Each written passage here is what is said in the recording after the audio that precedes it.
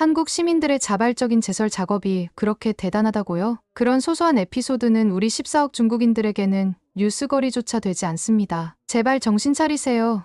여기 한 중국인이 유럽인들에게 고함을 치고 있는데요. 과연 이곳에서는 어떤 일이 벌어진 것일까요? 한국 호랑이. 안녕하세요.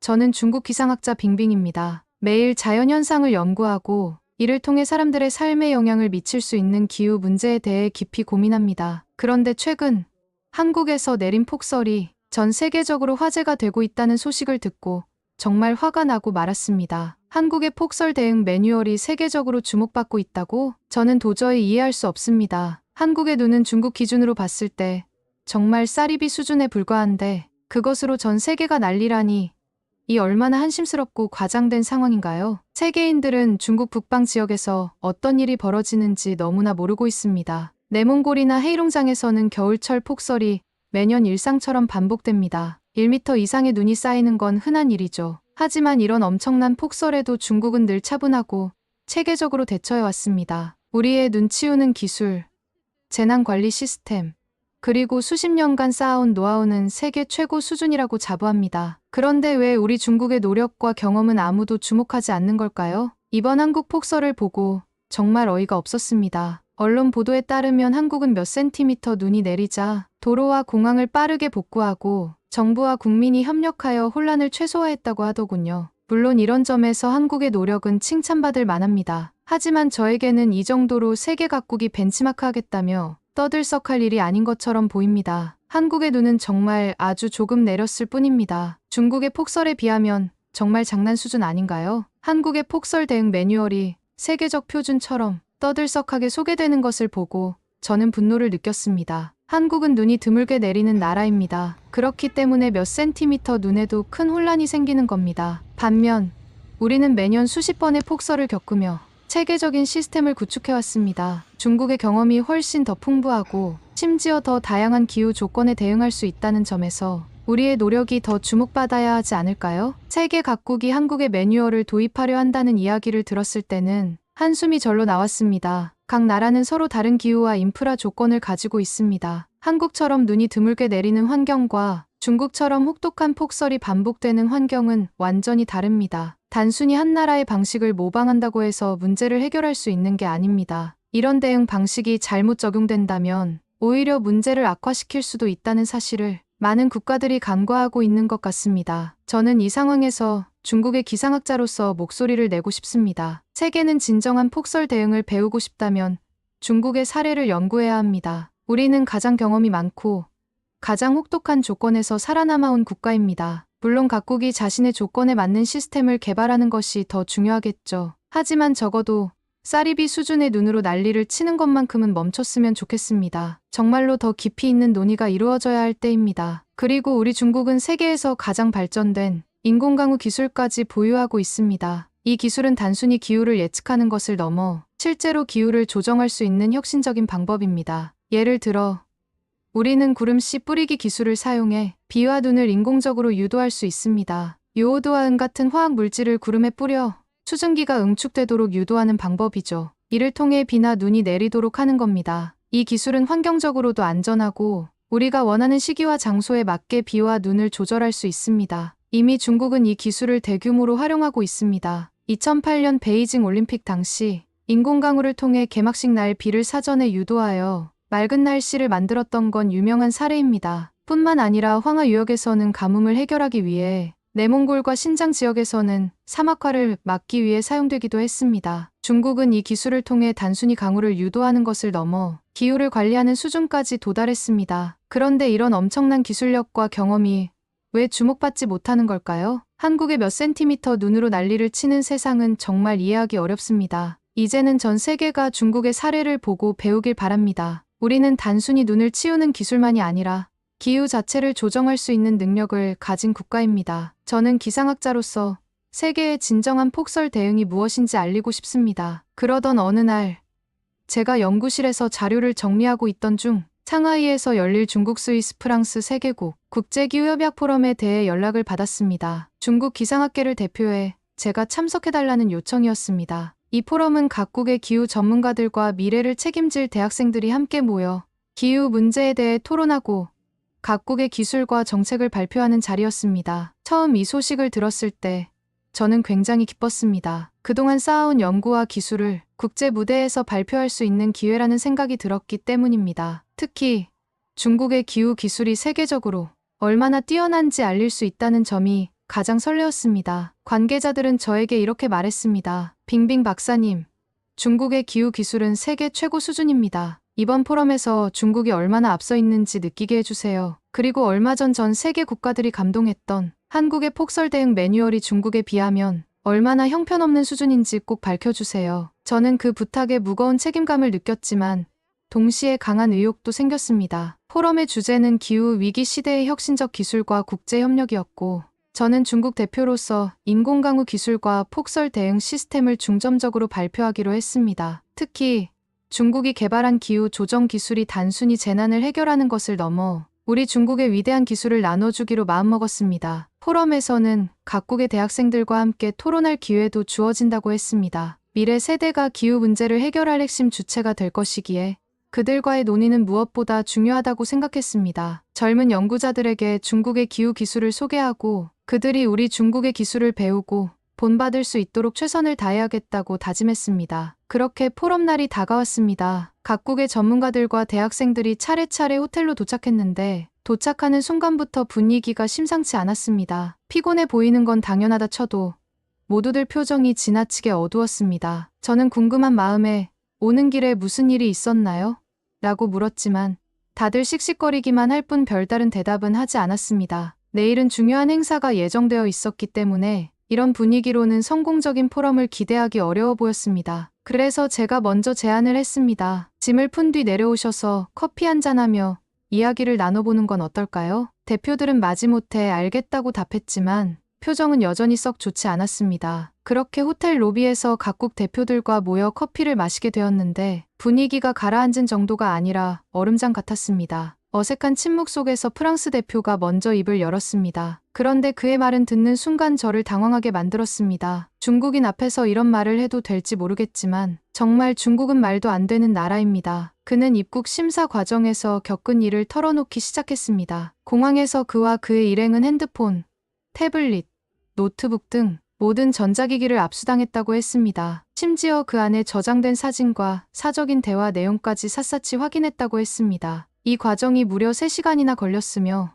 만약 검사를 받지 않겠다고 하면 다시 프랑스로 돌아가야 한다는 협박까지 받았다고 했습니다. 프랑스 대표는 굳은 표정으로 덧붙였습니다. 학생들은 이번 일로 충격을 받고 이제 절대 중국에 오지 않겠다고 선언했습니다. 도대체 이런 방식으로 손님을 대하는 나라가 어떻게 세계적인 포럼을 개최할 자격이 있습니까? 저는 그 이야기를 듣고 솔직히 황당했습니다. 속으로 그게 그렇게 화낼 일인가? 떳떳하면 검사받으면 되는 거 아닌가? 라는 생각이 들었죠. 그래서 이렇게 말했습니다.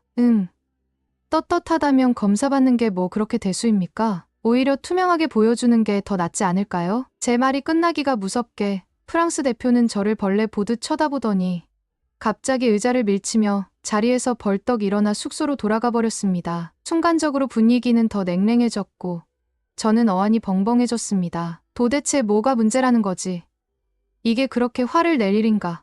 한참을 생각해봤지만 여전히 이해가 되지 않았습니다. 얼마 지나지 않아 스위스 대표가 로비로 내려왔습니다. 그는 프랑스 대표 못지않게 화가 잔뜩 난 얼굴이었습니다. 저는 다가가 웃으며 물었습니다. 무슨 일이 있으셨나요? 혹시 공항에서 불편한 일이 있었나요? 그러나 그의 대답은 제 예상과는 전혀 다른 방향으로 흘러갔습니다. 스위스 대표는 황당한 표정으로 말했습니다. 중국 사람들은 대체 아무 데서나 보리를 보나요? 그는 공항 앞 버스 정류장에서 학생들의 캐리어 옆에서 어떤 중국 아주머니가 쭈그려 앉아 대놓고 보리를 보는 모습을 목격했다고 했습니다. 더구나 그 아주머니의 소변이 학생들 캐리어에 튀어서 모두 더러워졌다는 겁니다. 그는 분노를 참지 못하고 이렇게 덧붙였습니다. 아무리 사회주의 국가라고 해도 이건 좀 너무한 거 아닙니까? 국민의식이 이 정도로 떨어져서야 세계적인 포럼을 개최할 자격이 있나요? 이 나라에 온 것 자체가 후회됩니다. 저는 순간 화가 나고 당황스러웠지만 침착하게 대답했습니다. 아, 그렇습니까? 하지만 너무 놀라지 마세요. 종종 있는 일입니다. 아마 돌아가실 때도 비슷한 상황을 겪으실 수 있으니 주변을 잘 살피시는 게 좋겠습니다. 그런데 스위스 대표 역시 제 말을 듣고 어이없다는 듯 고개를 저으며 커피 한 모금도 마시지 않고 숙소로 돌아가 버렸습니다. 저는 순간 멍해졌습니다. 내가 괜히 불렀나? 이게 그렇게 화를 낼 일인가? 하지만 곰곰이 생각해본 끝에 오히려 그들이 예의가 없다고 결론 내렸습니다. 제가 먼저 손을 내밀어 분위기를 풀고 이야기를 들어주려 했습니다. 그런데 이런 식으로 화를 내며 불쾌한 감정을 드러내다니 정말 무례하다고 느꼈습니다. 유럽인들이 지나치게 예민하고 경우가 없다는 생각이 들었습니다. 내일 중요한 포럼이 열리는데 이런 사소한 일로 화를 내며 전체 분위기를 망치다니 이게 정말 세계적인 전문가들 맞나 싶네요. 중국은 그런 유치한 문제에 신경 쓸 여유가 없습니다. 오히려 그들이 중국을 배우러 온 입장이면서 이렇게 무례하게 행동하는 게 더 이해가 안 됩니다. 저는 속으로 깊은 한숨을 쉬며 유럽인들은 정말 대범하지 못하고 지나치게 까다롭다고 생각했습니다. 내일 포럼에서 중국의 진정한 기술력을 보여주어 이 모든 불만과 오해를 종식시키겠다고 다짐했습니다. 결국 그들이 인정하지 않을 수 없도록 만드는 것. 그게 내 역할이겠지. 그렇게 저는 포럼 준비에 다시 집중하기로 했습니다. 포럼은 마침내 시작되었습니다. 수많은 기자들과 관계자들이 자리에 앉아 경청할 준비를 하고 있었고 저는 무대 위로 올라섰습니다. 먼저 중국의 광활한 대륙과 그 안에서 펼쳐지는 다양한 기후 조건에 대해 이야기했습니다. 우리의 땅은 북쪽의 혹독한 추위부터 남쪽의 열대성 폭우까지 그야말로 모든 기후를 아우릅니다. 그리고 우리는 이러한 다양한 자연재해에 대응하기 위해 수십 년간 쌓아온 매뉴얼과 최첨단 기술로 체계적인 대응 시스템을 구축해왔습니다. 저는 자신 있게 중국이 이 분야에서 선두에 서 있음을 강조하며 발표를 이어갔습니다. 그 뒤로 스위스와 프랑스의 대표들도 자신들의 기상재난 대응 매뉴얼을 소개했습니다. 각국의 시스템은 그 나라의 특색을 반영했지만 중국에 비하면 전반적으로 좀 떨어져 보였습니다. 발표는 차분하게 진행되었고 특별히 눈에 띄는 것은 없었습니다. 그렇게 평범하게 포럼이 흘러가던 중 갑자기 한 스위스 대학생이 손을 들고 발언을 요청했습니다. 그는 자리에서 일어나 자신이 한국에서 폭설을 경험했던 이야기를 들려주고 싶다며 조심스럽게 말을 꺼냈습니다. 제가 이곳에 오기 전에 한국에 머물렀던 적이 있습니다. 그의 말에 포럼장은 잠시 조용해졌습니다. 사람들이 무슨 이야기를 할지 궁금한 표정으로 그를 바라보았습니다. 제가 이곳에 오기 전 한국에 머물렀는데 정말 많은 눈이 내렸어요. 폭설이라고 불릴 정도로 눈이 많이 내려서 저는 솔직히 너무 걱정이 됐습니다. 스위스에서도 이렇게 많은 눈이 내리면 대부분의 교통이 마비되곤 하거든요. 당시에는 이번 포럼에 참석하지 못할 수도 있겠다는 생각까지 들 정도로 상황이 심각해 보였습니다. 그의 이야기는 청중들의 흥미를 끌기 시작했습니다. 눈이 자주 내리는 나라에서 온 스위스 학생이 한국의 폭설 이야기를 꺼낸 것이기 때문입니다. 스위스에서도 눈이 많이 내릴 때는 모든 것이 멈춥니다. 차도 못 움직이고 기차도 운행을 멈추거나 연착되는 경우가 많습니다. 그렇다 보니 저는 한국에서도 똑같은 상황이 벌어질 거라고 예상했어요. 그래서 밤새 창밖을 보며 내리는 눈을 보면서 걱정했죠. 학생의 이야기는 점점 긴장감을 더해갔습니다. 그의 말에 청중들은 저마다의 상상을 하며 고개를 끄덕였습니다. 하지만 그의 다음 말이 포럼의 분위기를 완전히 바꿔놓았습니다. 그런데 다음 날 아침에 저는 정말 깜짝 놀랐습니다. 도로가 너무나 깨끗하게 치워져 있었어요. 차들이 아무 문제 없이 다니고 있었고 저는 무사히 공항에 도착할 수 있었습니다. 학생의 말에 여기저기서 작은 탄성이 터져 나왔습니다. 그는 이 상황이 너무 신기해서 한국의 기사를 번역해 읽어봤다며 한국이 어떻게 이렇게 빠르게 대응할 수 있었는지에 대해 설명하기 시작했습니다. 알고 보니 한국에서는 폭설이 내리기 전부터 이미 기상청에서 정확한 예보를 내리고 각 구청과 시청에서는 비상대기조를 꾸려 대비하고 있더군요. 공무원들은 언제든 출근할 준비를 하고 있었고 염화칼슘과 제설차는 눈이 많이 내릴 것으로 예상되는 주요 지점에 미리 배치되어 있었습니다. 정말 대단하지 않습니까?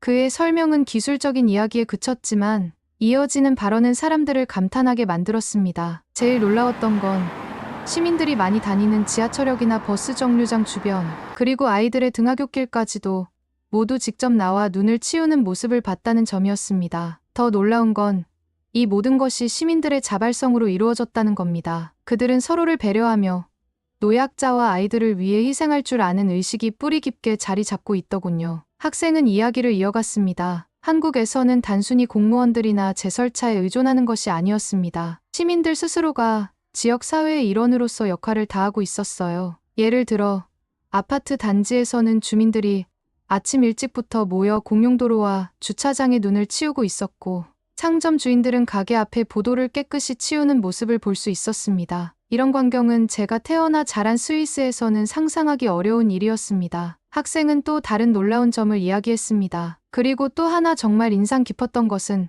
한국의 도로 시스템이었습니다. 주요 도로에는 폭설을 대비한 열선이 깔려 있어서 눈이 쌓이는 즉시 녹아버리더군요. 특히 폭설이 내린 아침에도 평소와 비교해 교통 정체가 심하지 않았다는 점이 너무나 놀라웠습니다. 스위스에서는 폭설이 내리면 최소 반나절 이상 도로 정리가 늦어지는 경우가 많은데 한국에서는 그런 모습을 전혀 찾아볼 수 없었습니다. 그 이유는 폭설이 내린 직후 경찰들이 교차로마다 나와서 직접 차량과 보행자를 통제하고 있는 모습이 정말 인상 깊었습니다. 그들의 빠른 대처와 정확한 통제 덕분에 시민들은 불편함을 거의 느끼지 않는 것 같았습니다. 폭설로 인해 혼란스러운 상황에서 이렇게 질서가 잘 유지되는 것을 보며 저는 한국의 시스템과 시민의식이 정말 대단하다고 느꼈습니다. 학생은 마무리하며 덧붙였어요. 한국의 폭설 대응은 단순히 기술적인 매뉴얼의 문제가 아니었습니다. 시민의식과 공동체 정신이 뒷받침되었기에 가능한 일이었죠. 이런 시스템은 단기간에 만들어질 수 없습니다. 한국에서는 사람들이 서로를 돕고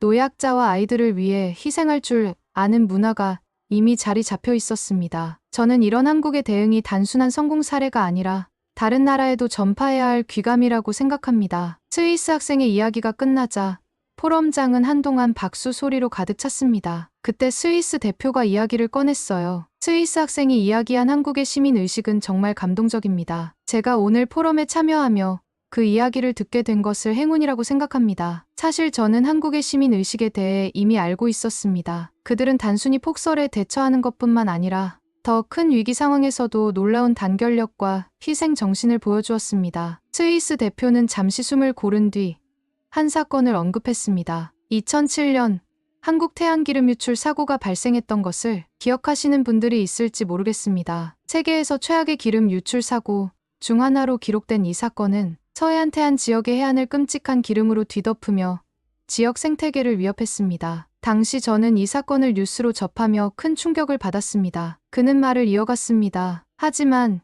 이 비극적인 사건 속에서 한국인들이 보여준 놀라운 단결력과 시민 정신은 전 세계에 깊은 인상을 남겼습니다. 태안 지역 주민들은 물론 전국 각지에서 이 소식을 듣고 자발적으로 달려온 사람들이 있었습니다. 학생들, 직장인들, 심지어 은퇴한 어르신들까지 모두가 자신의 시간을 내어 기름으로 뒤덮인 해안을 손수 닦아내며 힘을 보탰습니다. 그는 청중들을 둘러보며 덧붙였습니다. 당시 한국 군인들 또한 현장에 투입되어 끝없는 작업에 참여했습니다. 손으로 직접 기름을 퍼내고 돌멩이를 닦으며 깨끗한 바다를 되찾기 위해 모두가 한마음이 되었습니다. 그 광경은 단순히 환경 복구를 넘어 하나의 국가가 어떻게 위기에 대응하는지를 보여주는 귀감이었습니다. 그는 한 가지 더 강조했습니다. 특히 감동적이었던 것은 이 모든 것이 강요된 일이 아니라는 점입니다. 사람들이 자발적으로 기름 범벅이 된 해안을 치우기 위해 모였습니다. 이들은 자신이 직접 바다를 살릴 수 있다고 믿었고 실제로 그렇게 했습니다. 그리고 그 노력 끝에 태안은 서서히 본래의 모습을 되찾을 수 있었습니다. 저는 이 사건을 통해 한국 시민들이 지닌 놀라운 의식과 연대 정신을 알게 되었고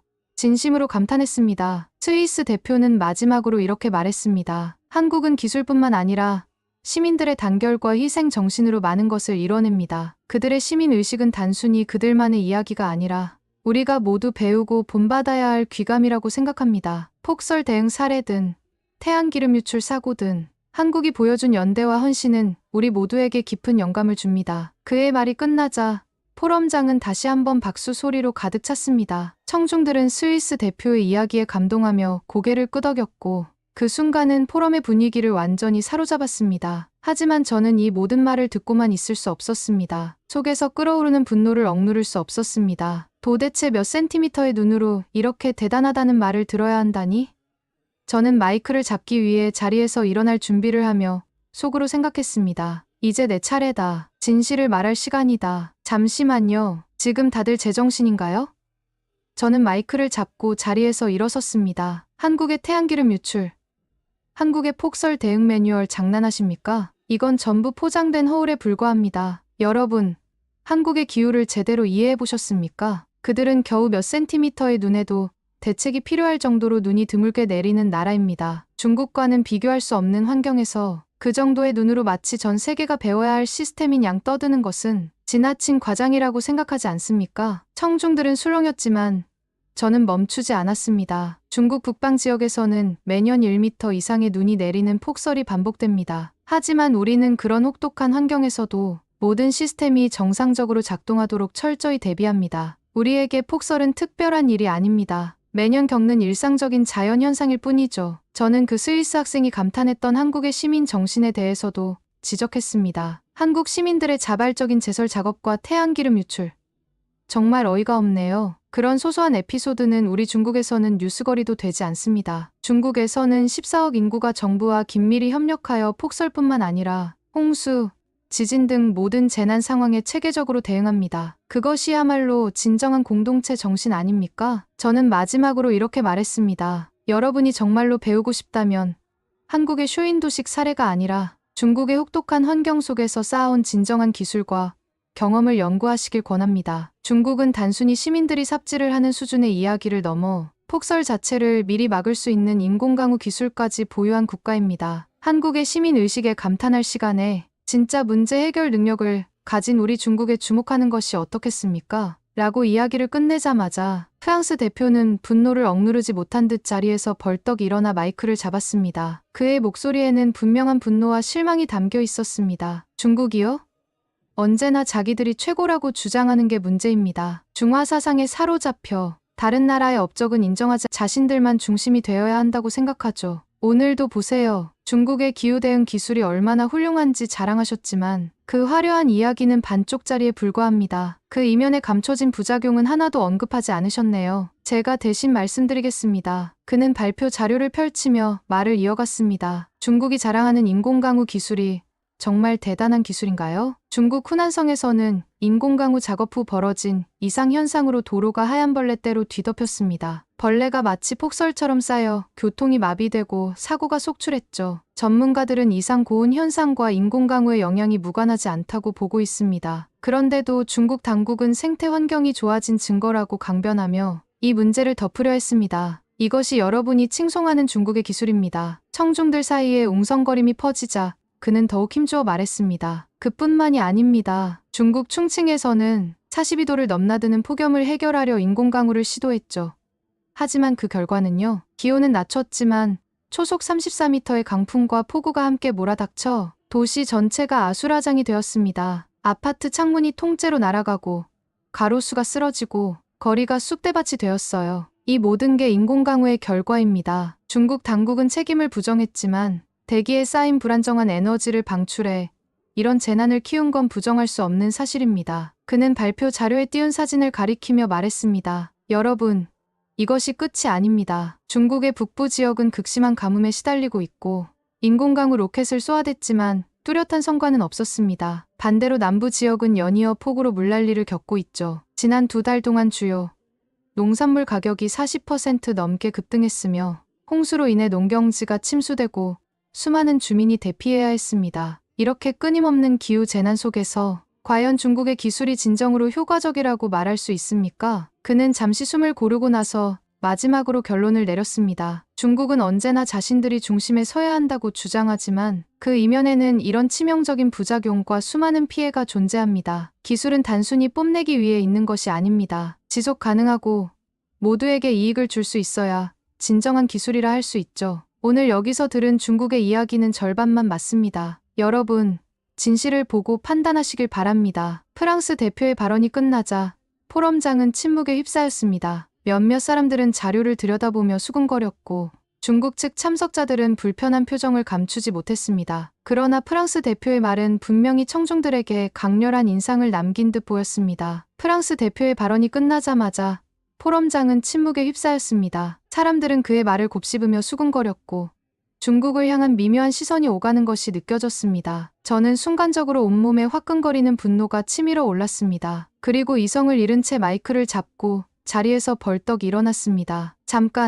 잠깐.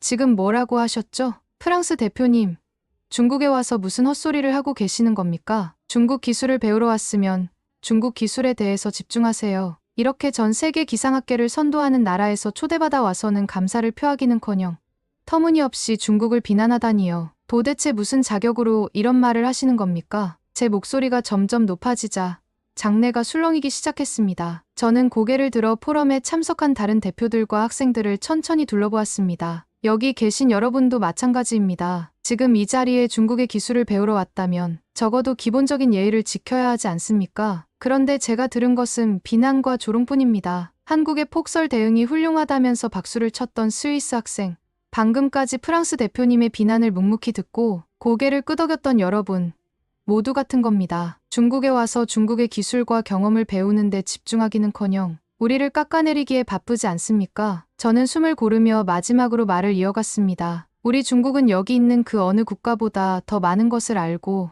더 많은 것을 경험했습니다. 그리고 그것을 특별히 여러분에게 나누어 주려고 이 자리에 섰습니다. 하지만 이런 태도로는 배울 수도 없고 발전할 수도 없습니다. 이 점을 명심하시길 바랍니다. 저는 마이크를 내려놓으며 깊은 숨을 내쉬었습니다. 제가 강렬하게 발언을 마친 뒤 포럼장은 다시 깊은 침묵에 빠졌습니다. 그러나 이내 각국 대표들의 표정이 점점 어두워지기 시작했습니다. 그들은 서로의 얼굴을 살피며 눈빛을 주고받더니 마침내 한 명씩 자리에서 일어나기 시작했습니다. 스위스 대표가 먼저 한숨을 쉬며 입을 열었습니다. 솔직히 말하겠습니다. 중국에 온 건 실수였던 것 같습니다. 이 포럼은 우리가 각국의 기술을 공유하고 배우기 위한 자리였다고 생각했는데 지금까지 들은 건 일방적인 자기 자랑과 타국 비난뿐이었습니다. 중국 기술이 뭐가 대단한지 모르겠고 더 이상 이런 분위기에서 포럼을 진행할 수 없을 것 같습니다. 그의 말을 듣고 프랑스 대표도 자리에서 일어나더니 비꼬는 듯한 말투로 덧붙였습니다. 저도 같은 생각입니다. 중국은 자기 기술만을 강요하며